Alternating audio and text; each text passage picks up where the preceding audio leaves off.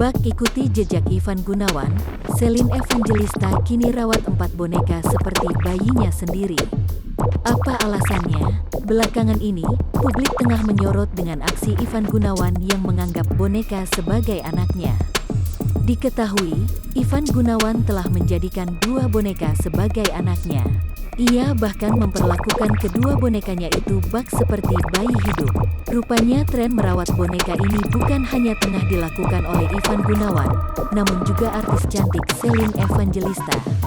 Pasalnya, baru-baru ini Celine mendadak mengaku memiliki seorang bayi.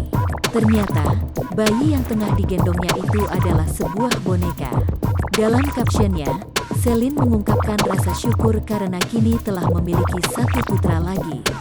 Syukur atas segala hikmat yang Tuhan berikan kepadaku dan keluarga sehingga hatiku bergerak untuk menambah 1 lagi momongan bayi kecil mungil putra ketigaku. Mudah-mudahan kehadiranmu selalu menjadi kebahagiaan keluarga, ungkap Celine, dikutip Tribun Style dari Instagramnya. Lebih lanjut, Celine membeberkan alasan dirinya kini memutuskan untuk merawat boneka yang ia anggap seperti anaknya sendiri.